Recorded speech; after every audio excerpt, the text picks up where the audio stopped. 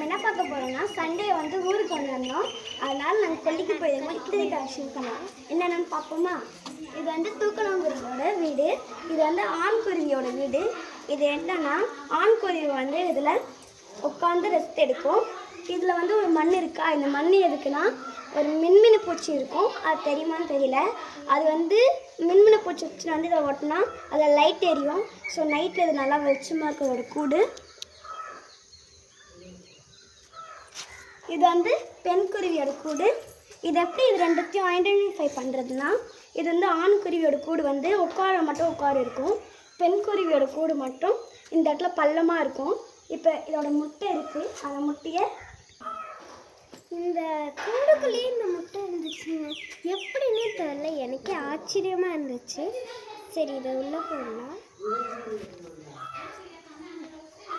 இப்போ முட்டை உள்ளே போட்டு இது நம்ம எவ்வளோ தான் காற்றடிச்சாலும் இந்த முட்டை கிளியே விழாது.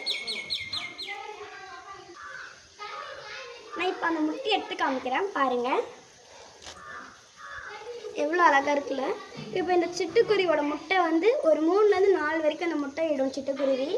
அப்புறம் இது வந்து 14 நாட்கள் 14 டேஸாக இது வந்து அடை காக்கும். அப்புறம் தான் இது குஞ்சு பிரிக்கும். இருக்கிறதுலேயே அந்த குருவி வந்து ரொம்ப சின்ன குருவி. ஆனால் இருக்கிறது எல்லா பறவையும் அந்த குருவி மட்டும் தான் வேகமாக பறக்குமா. அதனால அதுக்கு வந்து சிட்டாய் பறந்து விட்டானே அப்படின்ற ஒரு பேரும் இருக்கும். இப்போ திருப்பி நான் உங்களுக்கு இதை போட்டு காமிக்கிறேன். இது வேறு முட்டை இதுக்கெல்லாம் போட்டு காமிக்கிறேன். போட்டுட்டேன். இதை பாருங்கள், விழலையா? எனக்கே வரையலாம் எங்கள் தாத்தா தான் சொன்னாங்க. நானே இதை எக்ஸைட் ஆகிட்டேன். உண்மையாகவே எங்கள் தாத்தா தான் சொன்னாங்க இது உண்மையாகவே விழாது அப்படின்னு. நெக்ஸ்ட்டு வந்து நாங்கள் பனம்பழம் பார்த்தோம். என் தங்கச்சிக்கு ஒன்று, எனக்கு ஒன்று. இது எப்போ தான் சாப்பிடுவோம்னு எக்ஸைட்டிங்காக இருக்கேன். ஃபஸ்ட் டைம் சாப்பிட்றேன், எப்படி இருக்குன்னு பார்ப்போம். பார்த்தாவே எவ்வளோ ரெட்டாக சூப்பராக இருக்குது பாருங்கள்.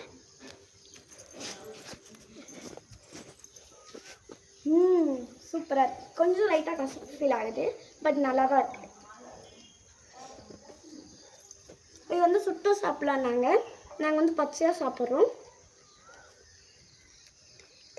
சூப்பராக இருக்குது. இந்த பழம் வந்து மே மந்த் இருக்குல்ல, அப்போ வந்து இந்த நுங்கு சாப்பிடுவாங்க. ஆகஸ்ட் மந்த்து ஜூலை மந்த்லாம் பழம் வரும், அதை எடுத்து சாப்பிடுவாங்க. சில பழத்தில் நிறைய வண்டு இருக்கும், அதை நம்ம பார்த்து எடுத்துகிட்டு வரணும்.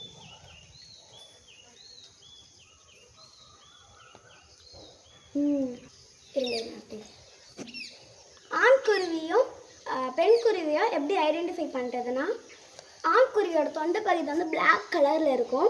ஆனால் பெண் குருவியோட தொண்டை பகுதியில் வந்து என்ன கலர் இருக்குன்னு தெரியாது. ஆனால் ஆண் பறவையில் இந்த பிளாக் கலரில் இருக்கும்.